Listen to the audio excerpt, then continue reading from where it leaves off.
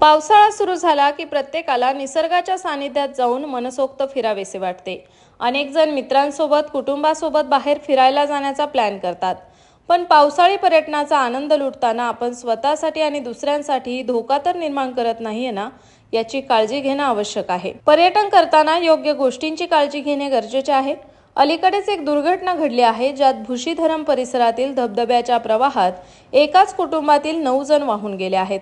त्यातील बऱ्याच जणांचा दुर्दैवाने मृत्यू झाला असून काहींचे मृतदेह सुद्धा अजून सापडले नाहीत। तसेच ट्रेकिंगला गेलेले लोक देखील बऱ्याचदा वाट चुकतात आणि अडकतात। अशा घटना देखील घडल्या आहेत। या दुर्घटना बऱ्याचदा नवख्या ट्रेकर्स सोबत घडतात, कारण त्यांना ट्रेकची वाट नीट माहीत नसते।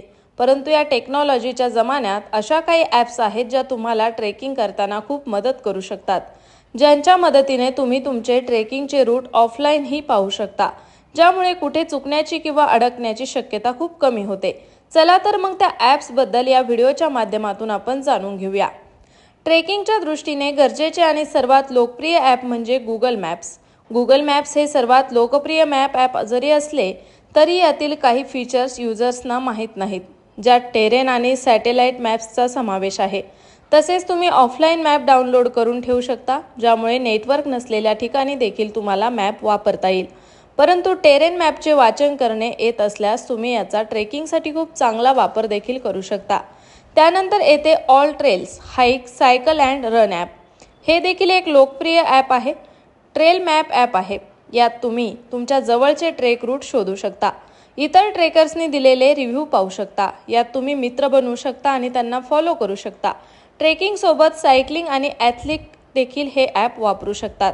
ट्रेकिंग ॲपच्या लिस्टमधील सर्वात महत्त्वाचे आणि महाराष्ट्रातील लोकांना उपयुक्त असे ॲप म्हणजे दुर्ग ऑफलाईन नेव्हिगेशन ॲप। दुर्ग हे महाराष्ट्रातील ट्रेकसाठी खास बनवलेला ॲप्लिकेशन आहे, ज्यात धबधबे, किल्ले आणि ट्रेकिंग ट्रेल्सचे ऑफलाईन मॅप्स मिळतात। तुम्ही डिफिकल्टी लेवल देखील पाहू शकता आणि त्यानुसार ट्रेक निवडू शकता। तसेच यात ट्रेक करताना काय पाहावे याची देखील थोडक्यात माहिती देण्यात आली आहे। चौथे महत्त्वाचे ॲप म्हणजे maps.me। नावावरून maps.me हे मॅप ॲप आहे, जे ऑफलाईन देखील वापरता येतं। यात तुम्ही राज्याचा मॅप डाउनलोड करू शकता। यात अनेक ट्रेकिंग ट्रेल्सचे रूट दिसतात, तसेच कॅम्प साईट देखील दाखवल्या जातात। तसेच 2 ट्रेकिंग पॉईंटमधील अंतर देखील दाखवलं जातं। तसेच ॲटिट्यूड किती आहे, टेरेन लेअर्सचं दिसतं। टेरेन लेअरमध्ये तुम्हाला भूप्रदेश स्तराचा वेगळा नकाशा दिसतो, ज्याच्यावरून तुम्हाला त्या भूभागाच्या उंचीची कल्पना येते। त्याचबरोबर पावसाळ्यात फिरायला जाताना आणखी कोणत्या गोष्टींची काळजी घेतली पाहिजे हे आम्हाला कमेंट्समध्ये कळवा। आणि व्हिडिओ आवडल्यास व्हिडिओला लाईक करा, शेअर करा आणि अशाच प्रकारचे माहितीविषयक व्हिडिओ दररोज पाहण्यासाठी आमच्या स्प्रेड इट यूट्यूब चॅनलला नक्की सबस्क्राईब करा।